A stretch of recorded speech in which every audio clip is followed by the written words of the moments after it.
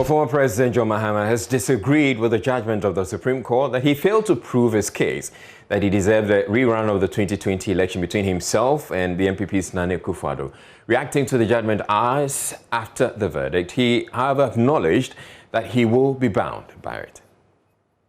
I disagree with the suggestions of our justices that an election petition is akin to any other civil litigation, and therefore an EC chairperson whose functions go to the heart of our democracy can, by a legal sleight of hand, avoid accounting for her stewardship in an appropriate forum such as the highest court of the land.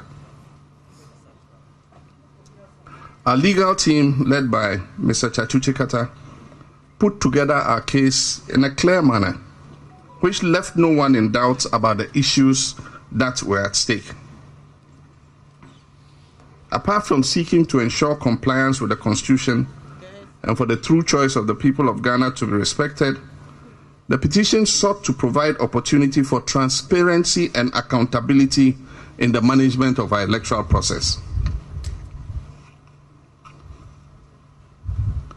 But no one who followed the proceedings of the Supreme Court will be surprised with the judgments pronounced a few hours ago.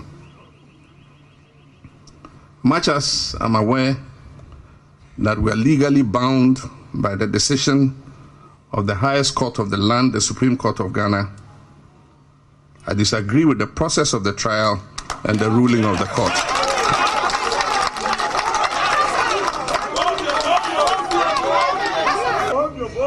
For the avoidance of that, I say, much as I'm aware that we are legally bound by the decisions of the Supreme Court, I disagree with the process of the trial and the ruling of the court.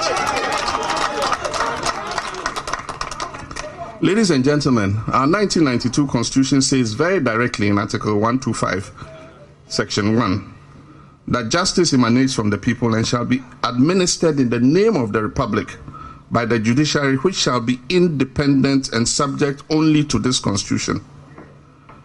I believe that law should not be an instrument for partisan purposes. I also believe that the rule of law should mean one rule for all. What anchors the rule of law is equality and fairness to all, irrespective of creed, background, or political coloration. Justice, we must remember, is rooted in moral foundations. He criticized the refusal of the chairperson of the Electoral Commission, Jean Mensa, to testify. Even though the petition to the Supreme Court stood in my name, it nonetheless represented the desire of an overwhelming number of Ghanaians, anxious for answers from the chairperson of the Electoral Commission as the returning officer of the December 2020 presidential elections. Ghanaians were hoping to hear her testify, and many are still baffled by the refusal of Mrs. Jean Mensa to be held to account by testifying in this case, unfortunately with the unanimous agreement of the justices of the Supreme Court. The vital part of the process to establish the truth and hold Mrs. Mensa accountable was blocked time and again by a protective cordon and firewall that I'm sure has confounded many Ghanaians. The refusal of this chairperson is in sharp contrast to the readiness with which Dr. Kwadwo Afarijan, then chairman of the Electoral Commission, willingly testified in the 2013 election petition filed by then candidate Nana Akufo-Addo of the MPP. Speaking as a Ghanaian with no legal training, I believe that the refusal of the Electoral Commission chairperson to testify in this election petition leaves a very bad precedent for the future. The President also questioned the neutrality of the EC chairperson. As I've alluded to in the past, the current leadership of the Commission was installed after the politically motivated removal of the previous Commission. Since then, every step they have taken has appeared to be calculated at ensuring the retention of the appointing authority in power. Aside from the compilation of a new register in the midst of a pandemic, one that many civil society organizations, political and governance experts insist was more procurement-minded than needs-based, the time-tested process of consultation and dialogue among stakeholders through the Inter-Party Advisory Committee was supplanted by unilateralism. This has not boded well for harmonious relationship with stakeholders. Compared to the two previous leaderships of the Commission, what we have now does not meet even the minimum requirement of neutrality and non-partisanship. And these are two essential principles for consolidating our democracy.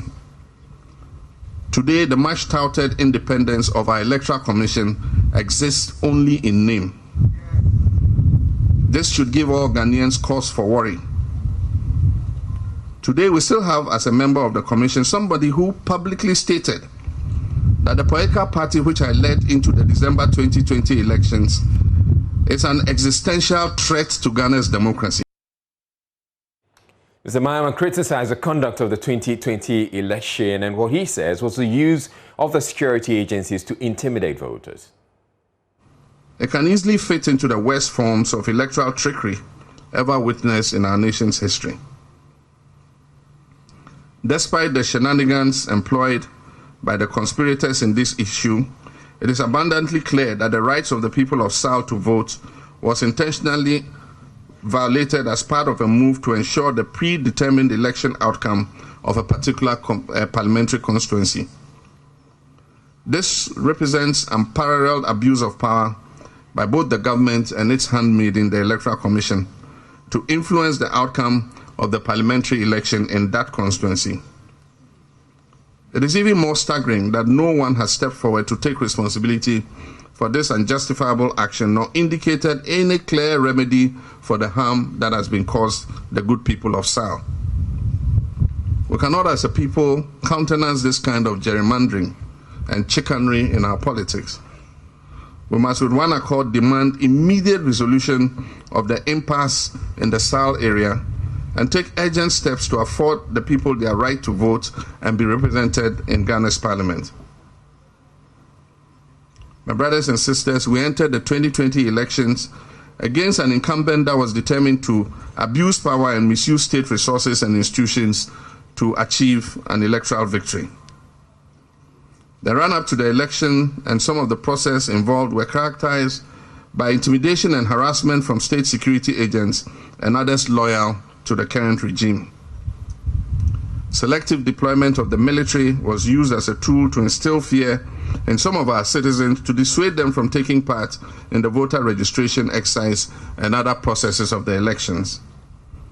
Others were falsely branded as foreigners and their citizenship called into question unjustly.